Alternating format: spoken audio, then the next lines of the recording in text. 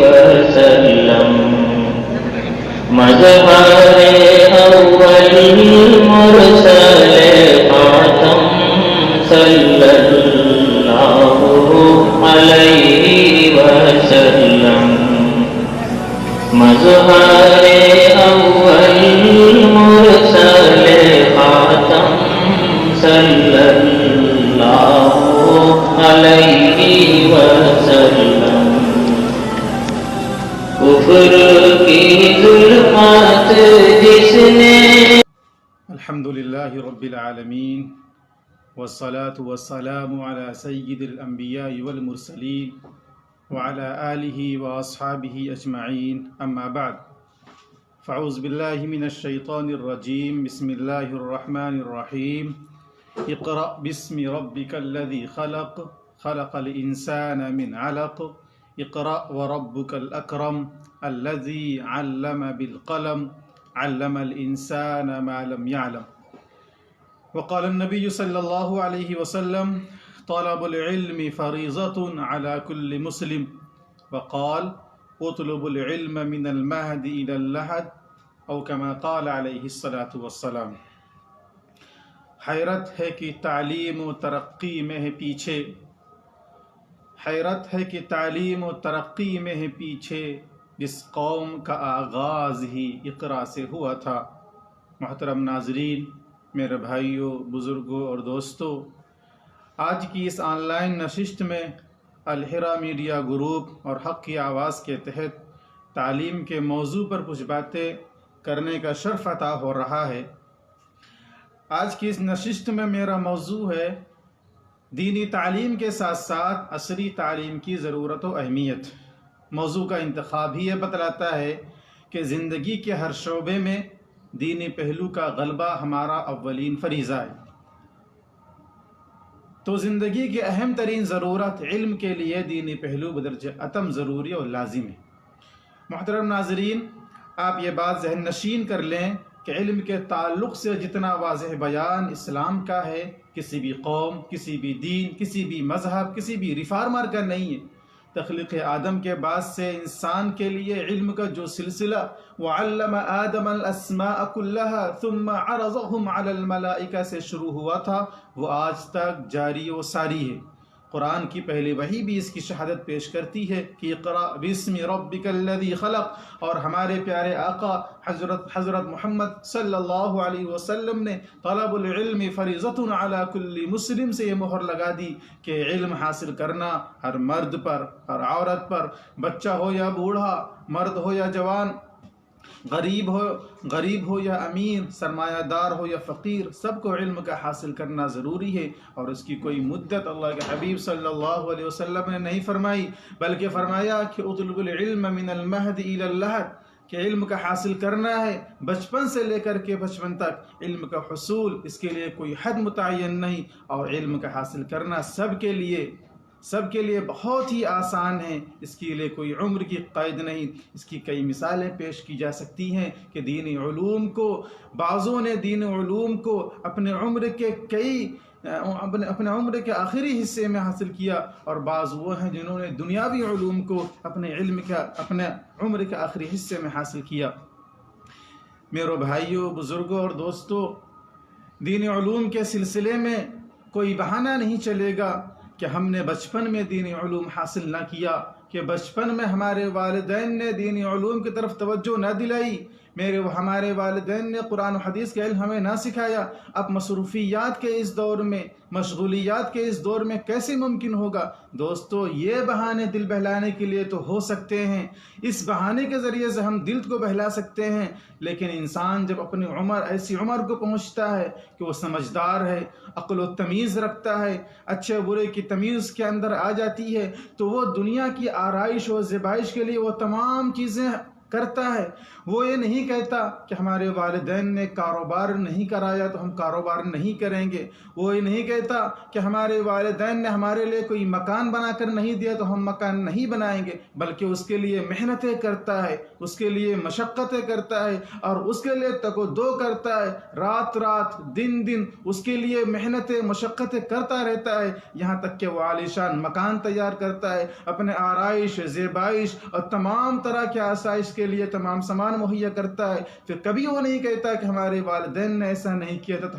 ہم کیوں کریں، لیکن افسوس صد افسوس وہ اس بارے میں، دینی علوم کے بارے میں، علم دینیہ کے بارے میں وہ کہتا ہے کہ ہمارے والدین نے ہمیں علم نہیں سکھایا، ہم نہیں سیکھ پائے۔ بڑے افسوس کا مقام ہے۔ اور میرے محترم بزرگوں، حالانکہ علم تو وہ ہے کہ اس کے ذریعے سے اللہ رب العزت نے انسان کو مکرم اور معزز بنایا ہے اور تمام مخلوق پر فضیلت بخشی ہے، اشرف المخلوقات کہا ہے، وَلَقَدْ كَرَّمْنَا بَنِي آدَمَ وَحَمَلْنَاهُمْ فِي الْبَرِّ وَالْبَحْرِ وَرَزَقْنَاهُمْ مِنَ الطَّيِّبَاتِ وَفَضَّلْنَاهُمْ عَلَى كَثِيرٍ مِّمَّنْ خَلَقْنَا تَفْضِيلًا۔ اے بھائیو، یہ بات ہر اس شخص پر بالکل واضح اور ظاہر ہے،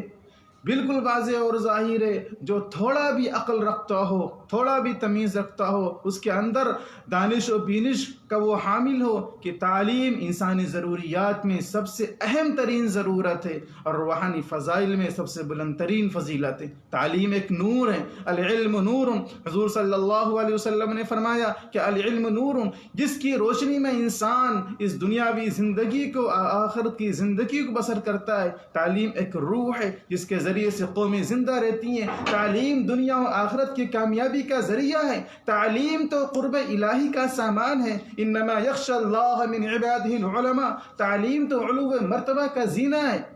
یرفع اللہ الذین آمنوا منکم والذین اوتوا العلم درجات، تعلیم وہ جوہر لازوال ہے کہ جس کے سامنے فرشتوں کو بھی سرنگو ہونا پڑا۔ وعلم آدم الاسماء كلها ثم عرضهم على الملائکة فقال انبئونی باسماء هؤلاء ان کنتم صادقین۔ تعلیم وہ کیمیا ہے کہ جس کے بنا پر انسان مسجود ملائک بنا، فسجد الملائکۃ کلہم اجمعون۔ تعلیم وہ وصف مخصوص ہے جس پر شرافت انسانی اور کرامت انسانی مرتب ہوتی ہے۔ تعلیم تخیل کی بلند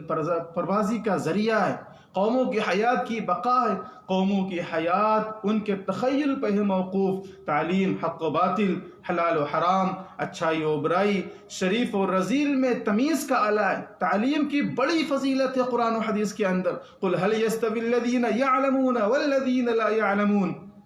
انما يتذكر اولو الالباب۔ پھر ہم کہیں گے کہ اسلام ہی وہ مذہب ہے جس نے علم کے حصول پر سب سے زیادہ زور دیا ہے اور سب سے پہلے زور دیا ہے، بلکہ فرض قرار دیا ہے۔ لیکن میرے بھائیوں، میرے بزرگوں، یہ یاد رکھنا چاہیے کہ علم اور تعلیم وہی ہے جس سے انسان کو انسانیت کا سبق ملے۔ علم اور تعلیم وہی ہے کہ جس سے اخلاق و اعمال میں رسوخ پیدا ہو۔ علم اور تعلیم وہی ہے کہ تہذیب و شرافت پروان چڑھے، صلاح و فساد، حق و باطل میں امتیاز کی صلاحیت پیدا ہو، انسان کو صراط مستقیم پر گامزن کرے۔ تعلیم وہی ہے جو رضا الہی اور قرب خدا بندی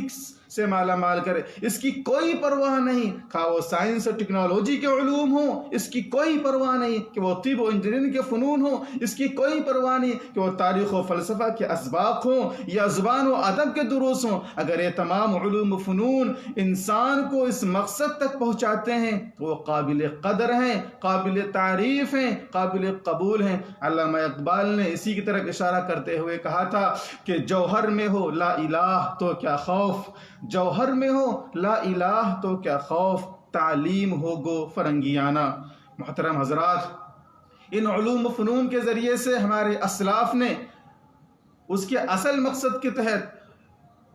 مقصد کو پیش کیا ہے۔ جس دور میں تمام علوم و فنون اہل اسلام کے ہاتھوں پر پروان چڑھ رہے تھے، ان علوم و فنون سے انسانیت کا سبق ملا، شرافت کا درس ملا، اخلاق میں رسوخ پیدا ہوا، حق و باطل کے درمیان تمیز اور پہچان کی صلاحیت بھرپور طریقے پر حاصل ہوئی اور انسان ہدایت کے شاہراہ پر گامزن اور صراط مستقیم پر قائم تھا۔ سائنس کا ہر سبق اس کے لیے وجود خداوندی اور توحید باری تعالیٰ کا سبق تھا۔ ٹیکنالوجی کا فنون اس کے لیے قدرت خداوندی پر یقین کا باعث بن جاتے تھے۔ تاریخ کے واقعات، قوموں کو عروج و زوال کے داستان اس کے لیے عبرت اور موعظت کے اسباق قرار پاتے تھے، اور وہ ان کے ذریعے سے ہدایت کے راستے پر،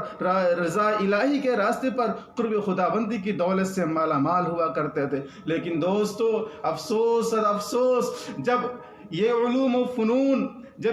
و فنون الحاد و تحریت کے شکار لوگوں کے حد تک چڑھ گئے، جب یہ علوم و فنون حرص و ہوس کے پجاریوں اور ظالمانہ مجرمانہ پنجوں میں قبضے میں چلے گئے،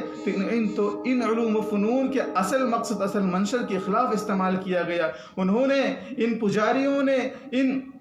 حرص و ہوس کے پجاریوں نے انہی علوم و فنون کو خدا اور رسول صلی اللہ علیہ وسلم کی بغاوت میں استعمال کیا، مذہب اور ایمان کی عداوت میں استعمال کیا، انسانیت اور تہذیب سے مذاق میں استعمال کیا، اخلاقی اقدار کی تحقیر و توہین میں استعمال کیا، اور آج بھی استعمال کیا جا رہا ہے۔ لیکن دوستو، قرآن نے کہا تھا اقرا، قرآن نے صاف صاف پڑھنے کے لیے کہا تھا، کوئی حد، کوئی علم منتخب نہیں کیا تھا، ہم نے اس کو چھوڑ دیا۔ قرآن نے صرف کہا تھا اقرا، پڑھیے، صرف یہ نہیں کہا تھا کہ اقرا القرآن، یہ نہیں کہا تھا اقرا الحدیث، یہ نہیں کہا تھا اقرا الفقہ، یہ نہیں کہا تھا اقرا الکتب الدینیہ، بلکہ صرف فرمایا تھا اقرا۔ ارشاد فرمایا گیا تھا پڑھیے، قرآن بھی پڑھیے، حدیث بھی پڑھیے، فقہ بھی پڑھیے، دینی کتابیں پڑھیے، سائنس پڑھیے، ٹیکنالوجی پڑھیے، طب پڑھیے، انجینئرنگ پڑھیے، سیاسیات، معاشیات، اقتصادیات، عمرانیات، نماتیات، physics, chemistry, biology, zoology, botany, political science, سب پڑھیے۔ لیکن ہاں، قرآن نے ایک شرط لگائی تھی، اقرا بسم ربک الذی خلق، ایک شرط لگائی تھی، پڑھیے، رب کے ساتھ پڑھیے، رب کے نام کے ساتھ پڑھیے، رب کے نام کے استحضار کے ساتھ پڑھیے، کیونکہ رب کے نام کے استحضار کے ساتھ پڑھا ہوا علم نافع کہلائے گا۔ رب کے نام کے استحضار کے ساتھ پڑھا ہوا علم ہمدردی، اخوت اور بھائی چارگی کو پیدا کرے گا۔ رب کے نام کے استحضار کے ساتھ پڑھا ہوا علم آپس میں ٹکرار پیدا نہیں کرے گا، آپس کی دشمنی کو ختم کرے گا۔ یہ سب کے لیے نافع ہوگا، خود اس کی ذات کے لیے نافع ہوگا، اس کے سماج کے لیے نافع ہوگا، یہاں تک کہ پوری دنیا کے لیے نافع ہوگا، پوری دنیا اس علم سے مستفیض ہوگی۔ اور جو علم رب کے استحضار کے ساتھ نہیں ہوگا، وہ علم غیر نافع کہلائے گا، اور غیر نافع خود اس کی ذات کے لیے مضر ہوگا، خود اس سماج کے لیے مضر ہوگا، خود معاشرے کے لیے مضر ہوگا۔ وہ غیر نافع علم پوری دنیا کے لیے مضر ہوگا۔ آج جتنے بھی غیر نافع علم ہیں یا جو بھی علوم ہیں جو رب کے استحضار کے علاوہ حاصل کیے جا رہے ہیں، آج وہ پوری دنیا پر وبال جان بنے ہوئے ہیں۔ اس کا نقصان اس دنیا کے اندر بھی ہوگا، اور آخرت میں ضرور اس کا نقصان، آخرت میں ضرور اس کی سزا ان کو ملے گی، کیونکہ انہوں نے اس علوم کو، اس فنون کو جس مقصد کے لیے استعمال کرنا چاہیے تھا، انہوں نے اس مقصد میں استعمال نہ کیا، بلکہ ذاتی فائدے کے لیے دوسرے کے نقصان